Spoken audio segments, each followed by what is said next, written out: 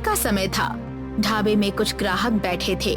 मोहन गुस्सैल स्वभाव का आदमी था जो हमेशा ग्राहकों से झगड़ता रहता था। उसकी पत्नी चंकी काउंटर के पीछे खड़ी थी और नौकर लल्लन ग्राहकों को खाना परोस रहा था। अरे मोहन भाई, दाल में नमक कम लग रहा है।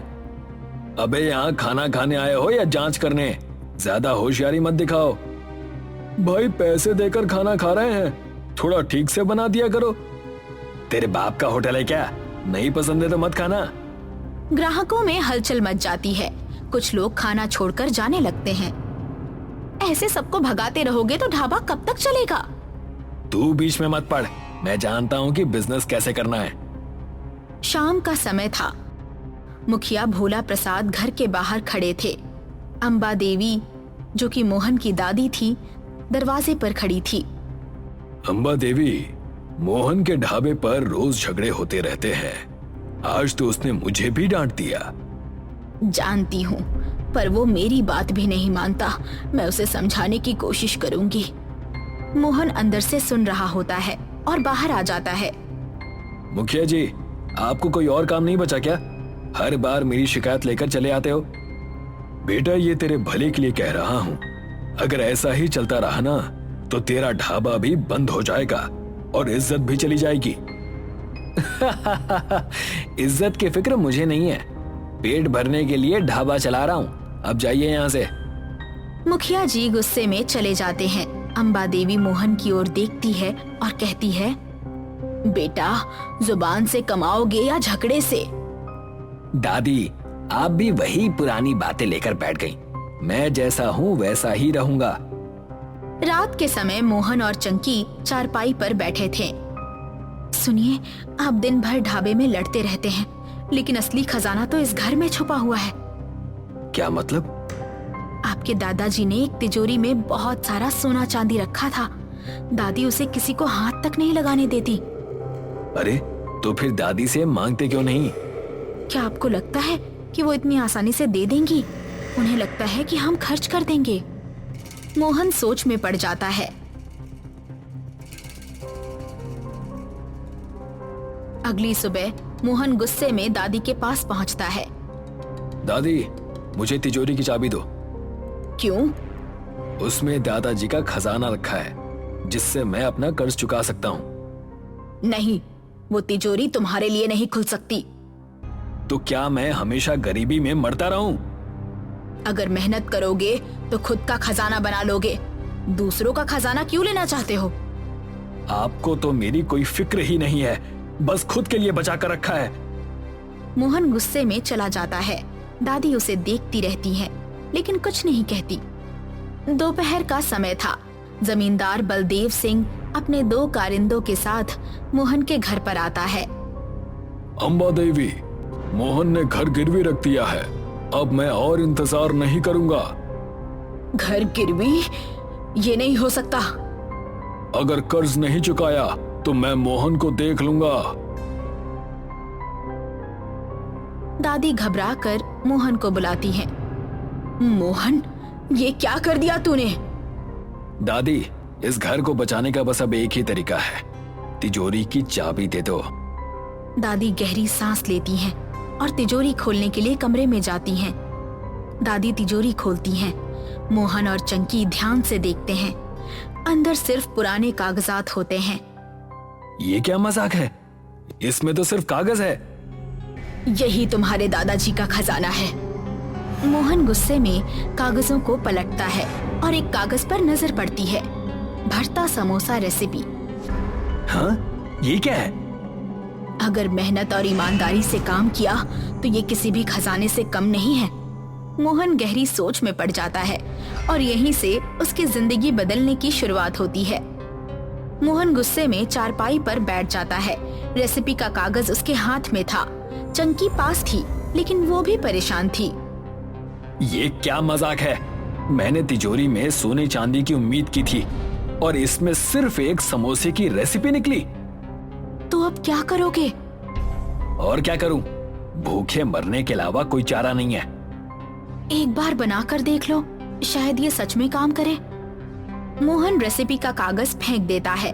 चंकी उठकर चली जाती है। रात भर मोहन बेचैनी से करवटें बदलता रहता है। मोहन खाली बैठे हुए था, कोई ग्राहक नहीं आ रहा था। वो भूख से परेशान होकर रेसिपी को उठाकर पढ़ता है। अगर दादी कह रही थी कि ये किसी खजाने से कम नहीं, तो एक बार आजमा ही लेता हूँ। वो उठकर ढाबे के अंदर जाता है और बैंगन का भरता बनाने लगता है। चंकी उसे चुपचाप देख रही होती है। तुम सच में बना रहे हो? हाँ, लेकिन ये बात किसी से मत कहना, क्योंकि अगर खराब बना तो सब हंसेंगे। मोहन ने समोसे बनाए, लेकिन उनका स्वाद कुछ खास नहीं था। मोहन निराश होकर दादी के पास जाता है। दादी, आप कहती थी कि ये रेसिपी किसी खजाने से कम नहीं, लेकिन मेरे बनाए समोसे अच्छे नहीं बने। खजाना मेहनत करने वालों को ही मिलता है, सिर्फ रेसिपी पढ़ने से कोई लज्जत नहीं आ जाती। दादी उठकर रसोई में जाती हैं और मसालों का सही मिश्रण बनाकर मोहन को दिखाती हैं। समोसा सिर्फ आटे और भरावन का खेल नहीं होता, ये स्वाद और मेहनत की पहचान होती है। तो अब मुझे फिर से बनाना होगा? बिल्कुल, लेकिन इस बार दिल से बनाना। मोहन दोबारा समोसे बनाता है और इस बार स्वाद लाजवाब आता है। मोहन पहली बार अपने ग्राहकों को नए समोसे परोसता है। अरे, ये समोसा तो कमाल का है, इसमें आलू नहीं है। वाह, ऐसा समोसा तो कभी खाया ही नहीं। धीरे धीरे गांव में भरता समोसे की चर्चा होने लगती है। मोहन अपनी चारपाई पर बैठा कुछ सोच रहा था। दादी पास आती है। अब समझ आया कि असली खजाना क्या होता है। हाँ दादी, मेहनत से बड़ा कोई खजाना नहीं। अब मैं सच में अपनी गलती सुधारूंगा। दादी गर्व से मोहन को देखती है। मोहन अब पूरी लगन से अपने ढाबे को फिर से खड़ा करने का मन बना चुका था। कुछ दिन बाद ढाबा अब पहले से कहीं ज्यादा चमक रहा था। लकड़ी की पुरानी बेंचों की जगह साफ सुथरी चौकियां आ गई थी। मोहन काउंटर पर खड़ा था और चंकी ऑर्डर संभाल रही थी। अरे मोहन, ये भरता समोसा तो कमाल का है। लोग इसे खाने के लिए दूर दूर से आ रहे हैं। भाई, अब तेरे समोसे की महक पूरे इलाके में फैल गई है। इतने में गांव का जमींदार बलदेव सिंह आता है। सब उसे देखकर चुप हो जाते हैं। क्यों रे मोहन, आजकल बहुत चर्चे में है तेरा ढाबा। बिल्कुल मालिक, मेहनत रंगलाई है। चल, एक समोसा मुझे भी खिला। मोहन खुद ताजा भरता समोसा तलता है और जमींदार के सामने रखता है। बलदेव सिंह पहला निवाला लेते ही चौंक जाता है। वाह, ऐसा समोसा तो मैंने पहले कभी नहीं खाया। अब आप अपना कर्ज मुझसे वसूल सकते हैं। मैं हर महीने आपको पैसे दे दूंगा। अरे, अब कर्ज की क्या चिंता। जब तेरा समोसा इतना बढ़िया बिक रहा है तो पैसा तो अपने आप आता रहेगा। गांव वाले ताली बजाते हैं और ढाबे में खुशी का माहौल बन जाता है। मोहन अपनी दादी के पास आता है। दादी, आपने सही कहा था, असली खजाना मेहनत और ईमानदारी है। आपने जो सिखाया वही मेरी असली पूंजी निकली। अम्बा देवी भावुक होकर, आज मुझे अपने पोते पर गर्व हो रहा है। चंकी भी पास आती है। अब तो हमें भी शहर में एक और ढाबा खोल लेना चाहिए। सब हंसने लगते हैं। पूरा गांव इकट्ठा था। मोहन अपने ढाबे के बाहर खड़ा था। एक बड़ा सा नया बोर्ड लगाया जा रहा था जिस पर लिखा था, भरता समोसा ढाबा। मोहन की जय हो, भरता समोसा जिंदाबाद। मोहन गर्व से अपने ढाबे को देखता है। उसकी आंखों में चमक थी। उसकी मेहनत और लगन ने उसे एक सफल इंसान बना दिया। शिमरानगढ़ नाम का एक गांव था, जहां पर समीर नाम का व्यक्ति समोसा बेचकर अपना गुजारा किया करता था। ठीक समीर की दुकान के सामने सुयोग नाम का व्यक्ति पानी पूरी बेचा करता था। और तुम्हारी पानी पूरी की दुकान कैसी चल रही है? आजकल ज्यादा लोग दिखाई नहीं देते हैं तुम्हारी दुकान पर। शायद लोग मेरी दुकान से समोसा खाने में व्यस्त हो गए होंगे। भाई समीर, तुम्हारी दुकान मेरे सामने ही है और लोग तो मुझे तुम्हारी दुकान पर भी नहीं दिखते हैं। तो लोग गए कहाँ? शायद तुम्हारे समोसे खाने से उनका पेट दर्द करने लगा होगा। दोनों अपने अपने रास्ते चले जाते हैं। थोड़े दिन बीतते हैं और शहर से पूनम नाम की महिला गांव में प्रवेश करती है। पूनम के गांव में आने के बाद से लोग ना तो सुयोग की पानी पूरी खा रहे थे और ना ही समीर के समोसे। एक दिन दोनों के रास्ते फिर से टकराते हैं। भाई सुयोग, तुम्हारा धंधा कैसा चल रहा है? अभी क्या बताऊं समीर, कोई आजकल पानी पूरी खाने आता ही नहीं है। धंधा एक बार में ही इतना नीचे कैसे चला गया पता ही नहीं चल रहा। ऐसा ही हाल कुछ मेरा भी है सुयोग भाई। मैंने सुना है कि कोई पूनम नाम की महिला इस गांव में आई है और उसने कोई नया खाने का व्यंजन बेचना शुरू किया है। चलो फिर जाकर देखकर आते हैं। समीर और सुयोग दोनों ही पूनम की दुकान जाते हैं और देखते हैं कि पूनम कोई गोल मिठाई जैसे व्यंजन को बेच रही है। पूनम जी, ये आप गोल गोल खाने की क्या चीज बेच रही हैं? इसे मोमोज कहते हैं।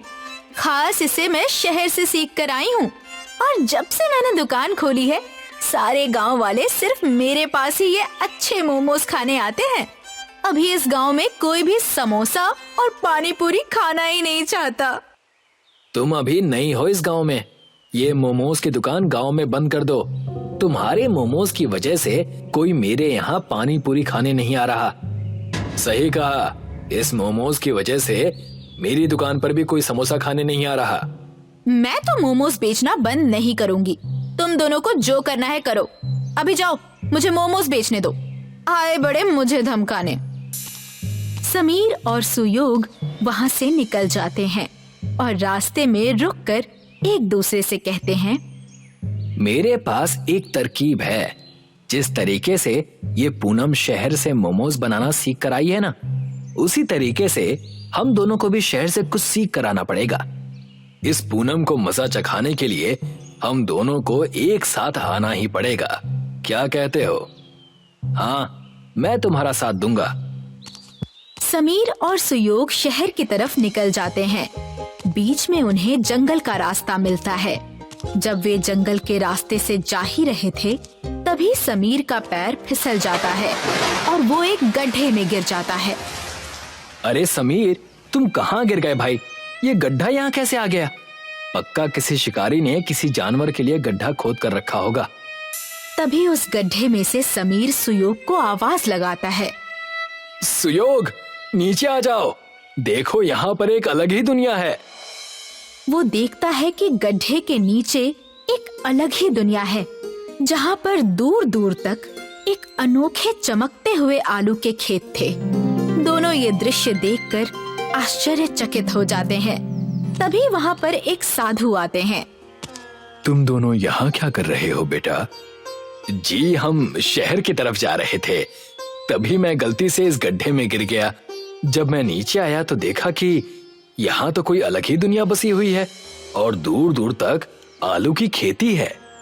ये कोई साधारण आलू नहीं है, ये आलू इच्छा पूरी करते हैं। अगर ऐसा है तो एक आलू मुझे भी खाने के लिए दीजिए ना। मेरी भी एक इच्छा है। मुझे मेरी पानी पूरी दुकान पूरे गांव में सबसे ज्यादा प्रसिद्ध चाहिए। मेरी भी इच्छा है कि मेरी समोसे की दुकान पूरे गांव में सबसे ज्यादा प्रसिद्ध हो, उस मोमोज वाली से भी ज्यादा। मगर मैं तुम दोनों की ये इच्छा पूरी करने वाले आलू नहीं दे सकता। तुम दोनों के अंदर एक दूसरे के खिलाफ बहुत ईर्ष्या है। मैं तुम दोनों को ये आलू तभी दूंगा जब तुम अपने अपने अहंकार को खत्म करके साथ में मिलकर काम करने का निर्णय लो। दोनों एक दूसरे को देखते हैं और साथ में काम करने के लिए तैयार हो जाते हैं। साधु उन दोनों को एक आलू के 2 भाग करके दे देता है। अब आधा आलू तुम खाओ और आधा आलू तुम, और एक साथ अपनी इच्छा को मांगो। हम दोनों गांव में सबसे अच्छा और प्रसिद्ध समोसा पानी पूरी बेचना चाहते हैं। आलू से इच्छा कहते ही दोनों वापस उसी जंगल में पहुंच जाते हैं। वो अपनी दुकान पर लौटते हैं तब उन्हें वहाँ पर समीर और सुयोग की दुकान के बीचों बीच एक आलू का पेड़ नजर आता है। ये आलू पेड़ पर कैसे उग रहे हैं? हमारी कल की इच्छा का फल ये आलू का पेड़ है। चलो इसमें से आलू तोड़ लो, मैं इसके समोसे बनाऊंगा और तुम उस समोसे में पानी पूरी का तीखा और मीठा पानी डालकर लोगों को खिलाना शुरू कर देना। समीर पेड़ के आलू से समोसा बनाने लगता है और सुयोग पानी पूरी की तैयारी करने लगता है। जब सब तैयार हो जाता है तब दोनों अपने समोसा पानी पूरी को बेचना शुरू कर देते हैं। दोनों एक ही दुकान में काम करने लगते हैं। आओ आओ, समोसा पानी पूरी को चखो। यकीन नहीं आ रहा है तो खुद खा कर देख लो। तभी वहाँ से एक औरत गुजर रही थी। समोसा पानी पूरी, ये तो मैंने पहली बार सुना है, जरा एक प्लेट खिलाना। सुयोग समोसा को लेकर उसमें छेद करके उसमें मीठा और तीखा पानी डालकर उस औरत को एक प्लेट समोसा पानी पूरी दे देता है। जैसे ही वो औरत उस समोसा पानी पूरी को खाती है उसका चेहरा खिल जाता है और वो कहती है, मैंने इससे पहले अपनी जिंदगी में इतना अच्छा कभी कुछ नहीं खाया। ये तो बहुत स्वादिष्ट है। भाई और 2 प्लेट देना और 10 प्लेट घर के लिए भी पैक कर देना। जी अभी देता हूँ। धीरे धीरे पूरे गांव में समीर और सुयोग की पानी पूरी की बातें होने लगती हैं और पूरा गांव समोसा पानी पूरी का दीवाना हो जाता है। वो सिर्फ शिमरानगढ़ नहीं बल्कि दूसरे गांवों में भी प्रसिद्ध हो चुके थे, मगर उनका उगता सूरज किसी और को चुभ रहा था। अब लोगों को क्या हो गया? मेरे दुकान पर आजकल कोई आता ही नहीं है, किसी को मोमोज खाना ही नहीं है, सबको वो समोसा पानी पूरी खाना है। और ये समोसा पानी पूरी कितना अजीब है। पूनम खुद से बातें करने में लगी थी, तभी वहाँ पर सूरज दलाल आ जाता है। क्या हो गया पूनम जी, मोमोज नहीं बिक रहे इसीलिए तो परेशान नहीं हैं। मैं परेशान क्यों ना हूँ, इतनी मेहनत करके शहर जाकर मैं मोमोज बनाना सीख कर आई थी। मुझे कुछ करना होगा, नहीं तो मेरे लेने के देने पड़ जाएंगे। मुझे पता है कि उन दोनों की दुखती रग क्या है। क्या है मुझे बताओ, और तुम्हें कैसे पता? सब बताता हूँ, धैर्य रखिए, मैं आपकी मदद करूंगा, मगर आपको मेरी मुंह बोली रकम देनी होगी। ठीक है बाबा। सूरज पूनम को आलू के पेड़ के बारे में बताता है और उसके साथ मिलकर समीर और सुयोग के समोसा पानी पूरी को गांव से हटाने की योजना बनाने लगता है। रात हो जाती है। समीर और सुयोग दुकान बंद करके अपने घर जाने लगते हैं। उनके जाने के बाद वहाँ पर पूनम और सूरज आते हैं। देखिए, मैं इसी पेड़ की बात कर रहा था। यही वो पेड़ है जो अचानक से एक ही दिन में उग गया। इसी पेड़ के आलू तोड़कर वो लोग समोसा पानी पूरी बनाते हैं। मैंने कभी आलू देने वाले पेड़ के बारे में नहीं सुना है। इसमें पक्का किसी तरह का जादू होगा। आज इसे यहीं जलाकर राख कर दूंगी मैं। फिर देखती हूँ ये लोग कैसे समोसा पानी पूरी बनाते हैं। दोनों मिलकर उस पेड़ को काटने लगते हैं और दोनों काफी थक जाते हैं। पूनम जी, मैं तो कहता हूँ कि बाकी पेड़ कल काट लेंगे। सुबह होने वाली है, किसी ने देख लिया तो लेने के देने पड़ जाएंगे। तुम सही कह रहे हो। चलो यहाँ से अभी निकलते हैं, कल आकर अपना काम पूरा कर लेंगे। दोनों वहाँ से निकल जाते हैं। जैसे ही सूरज उगने लगता है, समीर और सुयोग दोनों ही अपनी दुकान खोलने आते हैं और देखते हैं कि पेड़ आधा कटा हुआ है। और जैसे ही सूरज की किरण उस पेड़ पर पड़ती है, पेड़ वापस से ठीक हो जाता है। तुमने देखा जो मैंने देखा? हाँ मैंने देखा किस तरह से ये पेड़ अपने आप ही ठीक हो गया। मगर इस पेड़ को काटा किसने था? वो अपनी दुकान खोल लेते हैं और समोसा पानी पूरी बेचना शुरू कर देते हैं। दिन खत्म होता है और रात आती है। समीर और सुयोग दुकान बंद करके घर चले जाते हैं। रात के अंधेरे में फिर पूनम और सूरज उस पेड़ के पास आते हैं। अरे, ये पेड़ तो हमने कल आधा काटा था, ये ठीक कैसे हो गया? अब फिर से इसे पूरा काटना पड़ेगा। आप चिंतित ना होइए पूनम जी, मेरे पास दूसरी योजना भी है। हम इस पेड़ को आग लगा देते हैं, ना रहेगा बांस ना बजेगी बांसुरी। पूनम और सूरज एक लकड़ी पर मशाल जलाते हैं और जैसे ही सूरज पेड़ को जलाने वाला होता है, पेड़ की जड़ें दोनों पूनम और सूरज को अपने अंदर समा लेती हैं। अगली सुबह जब समीर और सुयोग वहां आते हैं, तब वो देखते हैं कि वहां पर अब 3 पेड़ हो चुके हैं। कमाल है, अब तक तो एक ही पेड़ था, अब 3 हो गए।